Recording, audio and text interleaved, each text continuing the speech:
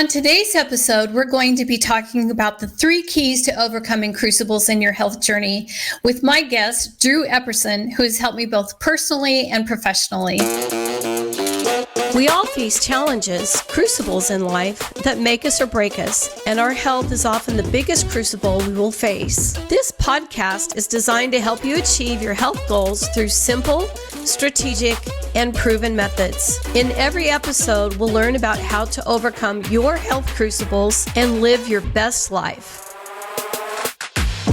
Hello, everybody. I'm Marylee Aikenhand coming to you live from the Dividend Studios here in Brentwood, Tennessee for my podcast, Crucible. On today's episode, we're going to be talking about the 3 keys to overcoming crucibles in your health journey or in your life, actually. And we're going to explore in-depthly your mindset, accountability, and taking action. And now I'd like to introduce to you my guest today on Crucible, and that is Drew Epperson. And Drew is a business owner. He's an entrepreneur. He's a dad. He's a husband. He's married to Jana, who's beautiful. He has 3 growing young men. His eldest is 13 and taller than you. Is that right, Drew? He's almost there. Not there just yet. Almost. Oh, good. Okay. So he hasn't outgrown you yet. But Jet, Jude, and Jax. And he's also an independent health coach, certified health coach, and has been for the last 7 years. So welcome, Drew. We're so glad to have you. Thanks for having me. I appreciate it. I've been looking forward to this. I'm looking forward to having some fun today. Yeah, exactly. I am too. I've waited a long time. I'm glad you're on. So as health coaches, we walk alongside our clients and we want to help them achieve their goals, not our goals. Some people want to gain weight. Some people want to lose weight. Or maybe they come on as just coaches because they want financial stability. But we are a relationship-driven, would you not agree, family within 100%. Our coaching. And that comes from you down, and I love that. All of my clients have come to all of Kevin and I's clients, I should say, have come to us through, organically, through groups that we've been involved in every single community that we've lived in, 4 different states, people that know us, and they'll tell us that they trust us. So we've built those relationships as well as building new relationships here in Tennessee. And of course, social media, is a great way to stay connected. But we're not concerned with just helping them lose weight. We're trying to help them as well change their mind, because I have found that mind and the mindset piece is the hardest part to change. And it all begins with mindset. So there are key foundational, ingredients that help formulate a great mindset. And that is where we start matters. Your habits that are formed and cultivated in managing your mindset. And I just want you to expand, because we were having a great discussion about this yesterday, and just continue our conversation, basically, if you would. Yeah, absolutely. So here's the deal. I'm 43 years old. I'm raising 3 boys alongside of Jana, my wife. And we have gone through lots of experiences. We've encountered lots of different things. And one of the things that keeps kind of resurfacing in my life has been this concept of mindset, the power of the mind. Yeah. Where our mindset goes, so many things follow after that. What's that? I said yes. I'm just laughing because it's like, yeah, absolutely. Well, and it's so important because, particularly in our industry as health coaches, people come to us going, hey, Drew, hey, Marylee, I want to lose weight. Majority of them. And so they come in with this predisposition of wanting to lose weight. And that's great. That's fantastic.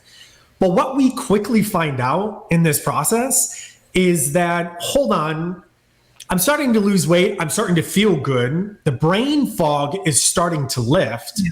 If I can lose 10 pounds in the first month, 15 pounds in the first month, 20 pounds in the first month, what else could I do? Yeah. Well, what you start to quickly realize through a lot of these conversations with our clients, and I know you can attest to this, Marylee, is we're not talking about weight loss anymore, are we? We're talking about something bigger. We're talking about this power of the mind. We're talking about going, hold on, if I'm capable of doing this, what else am I capable of? And so that's when we start to, what I love about our program is that that's what begins to open up the doorway of our conversations as health coaches with our clients to go, yeah, what else could we do? And a lot of our coaching is done through question asking, right? Because we don't make ourselves the resource. We point them back to the resource. And what we're finding out is that, yes, we give them physical resources. We give them Dr. A's Habits of Health and all these things. Yep. Encouragement. Wonderful. Support. Exactly. Yep. All the things. But what I find out is that the ultimate resource is them. They're the ones who start to believe in themselves now. Because, Marylee, how many times have you started a new client? They're like, no, Marylee, I'm just going to tell you, I've tried everything under the sun. What's going to make this thing different? I'm just going to let you know I've tried it all. And what I hear them saying is, I have failed over and over and over again. I don't know if I can trust myself to try one more time. Yeah. Or they'll say to me, this is the last diet I'm going to go on. And I'm like, well, it's not a diet, it's a lifestyle. Yeah. But we do go back. I do go back and ask them about, well, what were you not successful on then on all of these other diets, And for me, I have found that inevitably they always gain the weight back because they never change their habits. They really, truly never change their mindset either, which goes along with, the habits and the things that we cultivate, as children, et cetera. Absolutely. And habits are formed in the mind, right? That's because we have to sit there and go, why is this important to me? And that's a question we ask our clients when they come to us and say, oh, hey, Drew, hey, Marylee, I want to lose 30 pounds. Okay, why is that important to you? And what we start to do is we start to shift the conversation in this journey towards personal ownership, them owning their journey, them owning their decisions, them owning their habits that they have cultivated and formed over the years, whether intentionally, unintentionally, consciously, unconsciously, right? It's a mix of all those things together. But this starting point of our mindset, I'm finding it's almost like a hack. Right? It's almost like a short circuiting. It's like we're hacking future self-sabotage, because the reason we self-sabotage, and there's lots of different reasons for this, but one of the overarching ones I'm seeing as kind of a pattern here is that it's like, I want to prove my self-doubt to be true. Yeah. I want to prove to myself that all these things haven't worked, so this one's not going to work either. Because if this one actually works, that means something wrong with what I was doing in the past things. Right? So when we start to self-sabotage, we start to throw grenades into the mix here, and we're going, hold on. You don't have to do that. Well, where does that start? Right up here. Yeah, exactly. And I think it goes so far back. And this is what I've realized just in, I started therapy in January and it's now July. But so many of these habits, all of it started in thoughts, how I think about food, all of it has gone back to my childhood. And I'm not blaming my mother specifically or looking for an escape route through that. But I finally figured out why this has become such a problem. I'm echoing here. I'm not sure what's going on, but anyway, I've just realized that, okay, now I know how to get over this, and I've got tools and techniques of, dealing with whatever it is that, thoughts that come into your mind. And, I think ultimately, my clients that self-sabotage, they just don't believe they can do it, and they don't believe in themselves. Absolutely. And I've gone through lots of therapy myself. I highly encourage everyone, even if they come from a great background. Therapy is such a great tool to use to be able to kind of work through why it is you are the way you are. Exactly. Yeah, freedom. Now, I was raised a particular way. And one of the things that I was raised, and again, love my parents, great relationship with them. But one of the things that was handed to me was I'm stuck this way. I've kind of got this fixed sort of behavior. I've got this fixed sort of personality. The things that I am, it's fixed. And it's kind of figuring out, well, how do I best live out of what it is I was handed? And a fixed mindset too, right? Exactly. And that's what developed this sort of concrete thinking. It's kind of going, well, doggone it, I'm stuck this way. I'm big boned. I'm just stuck with this bigger body. I'm stuck with how, my parents were big. I'm big. Everybody in my family. Yeah. Everybody. It's kind of genetically, handed down to us. And so we start to think that we're stuck in this particular way of life. And so for me, what I learned to do to cope with that being stuck, because I didn't like to feel like I was stuck. So what did I do? I started to blame. I started to look at them and go, oh, you're the one who raised me this way. You're the one who did this to me. You're the one who genetically handed down to me these chromosomes that are allowing my body to not be able to do certain things. And so I find myself blaming or pointing fingers. And what I learned through this process of becoming a health coach now, developing a particular mindset instead of a fixed, this open mindset. And this taking 100% responsibility and ownership. 100% ownership. It felt very almost like, oh crap. I know. I don't like this because that felt like a ton of pressure on me. Yeah. It felt like, oh my goodness, I got a lot to change. Where do I start? Oh my goodness. But then as I started to process through that, I started to actually see it as freedom. And the freedom lied less in that I could change. It had less to do with, oh my gosh, I have the freedom to choose all these different things to change. And it became more the freedom of, I can actually change this. This is on me. If I don't like this, I can do something different about it. And that is powerful. Oh, absolutely. And it, that leads right into that accountability piece, which is second to me and foundational in your mindset, because then comes in a lot of times, the garbage from our minds of the shaming, oh, geez, I shouldn't have done that. Or why am I doing this? Or I repeatedly do this, or, as you shared the blame, but, shame was a huge part of my life. And, so it's like, now I've got tools to deal with that. And I'm not, as you said, I feel like, yes, there is freedom. It's tough to get to the bottom of that, but, there is freedom on the other side. So absolutely. I loved what you said about that yesterday. Well, and the benefit of coaching has been this reframing of what accountability is all about. And allow me to let's talk about what accountability is not. Okay. Accountability is not holding yourself to the point where we shame ourselves and we live in guilt, right? We turn that into self-sabotage. We turn that into proving all the false things that, told you this wasn't going to work. I told you, Marylee, I couldn't lose the weight. You told me I could, right? So that is not what holding yourself accountable it is, right? Here's what I want us to know. You can be disappointed in yourself without enduring guilt and shame. Yeah. You can. I love that. So explain more about that. Okay. Give me an example. Yeah. So I've had clients tell me all the time something along these lines.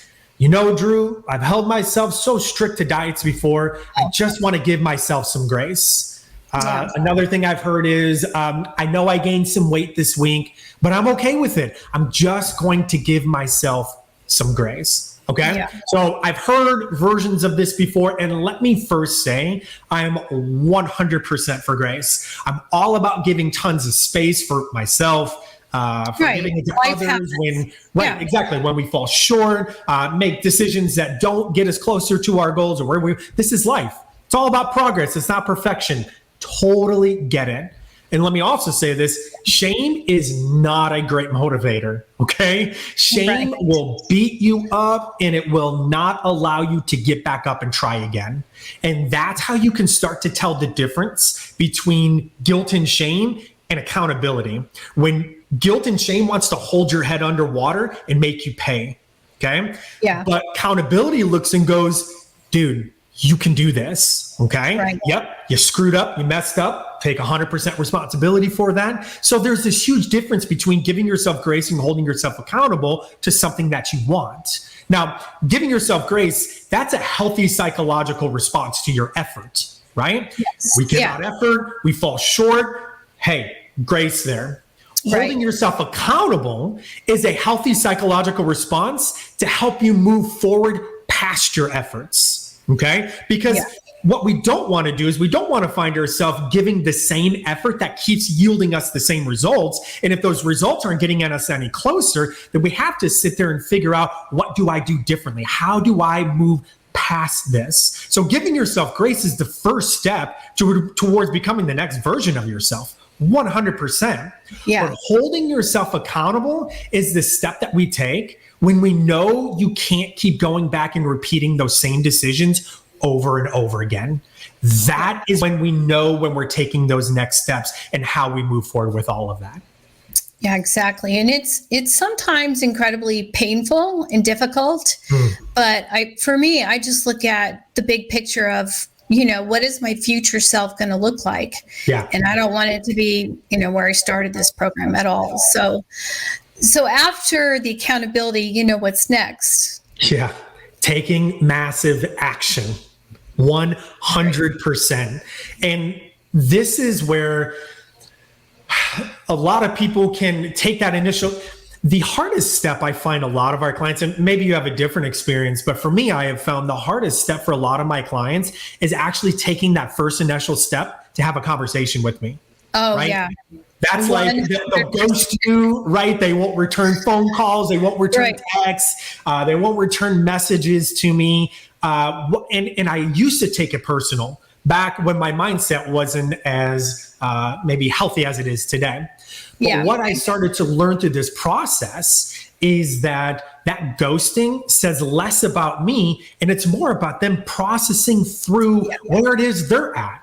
They're not ready. They're not in a spot yet to be able to take that next step. But when they are ready to have that conversation, now is the time we move into taking massive action, right? And so, as we look at taking these next steps of taking massive action, boundaries kind of get created and formed through all of this, right? Yeah. So we have this reaction versus responding. We have this reaction where we just initially have this knee-jerk reaction to something. And I don't know about you, Marylee, but when I react to something, typically it's not the best responses that I give, right? Oh, no. Reaction is that is when I'm going to say something that I need to apologize for. I'm going to say it out of an emotional state. It hasn't been thought through or processed. So that's reaction. But our responding by taking action is this thought through. I'm working on my mindset. I'm positioning myself that when those knee-jerk reactions do come, I'm actually going to switch quicker into responsiveness as opposed to reaction. Because my life, it's not that I don't have reactive moments. I still do. The question is how quickly do I move myself from reactive action to responsive action?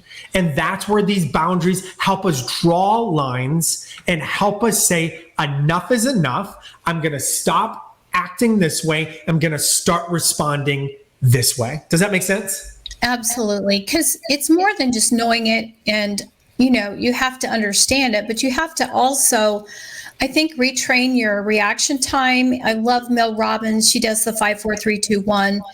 And it's literally just changing her habits, and we talk a lot about stop, challenge, and choose. Take a breath, take a drink of water, take another drink of water, drink the whole bottle of water, and then, choose how you're going to respond to those people, because you can ruin a relationship with the next words that come out of your mouth, and you cannot take, those words back. You can't. Absolutely. 100%. And so there's this thing in our brain, it's called the RAS, right? The reticular activating system. It's this thing that's in the base of our brain. And the whole point and the design of it is to confirm what it is we believe to be true. Okay. Now notice that can be good things or it can be bad things. Right. If we want it to be bad, our RAS is going to go out. Here's an example. I don't know about you, but there have been times where I always find myself getting in the longest line, right? Oh. Grocery store, parking lot. I'm always parking the furthest away. All the closest spots are always gone, right? Yeah. And we say these things mentally, whether to ourselves or even maybe out loud. So our RAS, what it does is it goes out, and you know what it starts to do? It starts to find the longest line. Just exactly. Or the furthest away parking spot. Yeah. 100%. Why? Because it's going out there to affirm what it is we believe to be true, which is why it's so important for us to be able to draw these boundaries. And when we start taking actions, we're taking the right kind of actions. We're taking the actions that for us, our RAS starts to go out and then affirm and approve. Oh, you know what? I don't have to always look for the longest lines. I'm going to be patient and wait for the best possible time for me to be able to make the best decision. Okay. Now you start to train your RAS, that reticular activating system, to go out, and when a situation hits, now I'm going to affirm that as truth, which is why mantras are so important, which is why it's so important we read these affirmations on a daily basis, because at the end of the day, when we start to boil all this down, you have one of two choices. We can either go and perpetuate all of these things over and over again, our RAS going out, affirming and approving those things we believe to be true, or we can put an end to the cycle. We can choose to heal from those situations and create a different path forward. And it all starts right here. Yeah, and it all starts with you, meaning all of us individually, and we're back to that accountability piece. And as well, what do you really believe about yourself? So, do you have any closing thoughts before we close? Yeah, at the end of the day, I want to encourage whoever's listening to this, whoever's watching this, this is your life. You get to take 100% responsibility for it. We don't have to play the victim. We can be the ones to end the cycle, to put an end to the things that maybe we're not happy with. Maybe you're at a point in your life and your marriage isn't where you want it to be, or your relationship with your kids, or your finances, or your health, or whatever it is. You can make the decision to say enough is enough. I want to heal from all those things that have developed in my life that has gotten me to where I'm at. And I'm going to choose today to be able to heal those things and create a different path forward. Because you can be able to do that. You can be the master of your fate. You can create a new way forward. We believe in you. So reach out to that person, send the message, send the text, send the email, start the conversation, and just begin to create that new life forward, one decision at a time. Yeah, perfectly said. So if you're ready to say enough is enough, you can get a hold of Drew at eppersoncoaching.com. You can reach out to me at cruciblechampions.com. But Drew, thanks so much for joining me today on Crucible. It's really been a treat, and I just appreciate all that you stand for and all that you believe and all the help that you've given me as well as Kevin. So be blessed, everybody. You're welcome. Be blessed. This income testimonial is not representative of the average earnings that coaches achieve with Optavia. Only a very small number of coaches will achieve income that is within the range of this testimonial. Optavia makes no guarantee of financial success. Success with Optavia results only from successful sales efforts, which require hard work, diligence, skill, persistence, competence, and leadership. Please see the Optavia income disclosure statement for statistics on actual earnings of coaches. In a clinical study, the group on the Optimal Weight 5-in-1 plan lost 10 times more weight than the self-directed group. Average weight loss for clients on the Optimal Weight 5-in-1 plan is 12 pounds. References include Dr. A's Habits of Health book by Wayne Scott Anderson, Your Life book by Wayne Scott Anderson, The 15 Commitments of Conscious Leadership by Jem Diethmer, Diana Chapman, and Kaylee Warner-Klemp. Lifelong Transformation, One Healthy Habit at a Time. Optimal Weight 5-in-1 Plan. Optimal Weight 3-in-3 Plan, Optavia, the 4 components of our system, Optavia Coach, The Habits of Health Transformational System, Your Life book by Dr. Wayne Scott Anderson.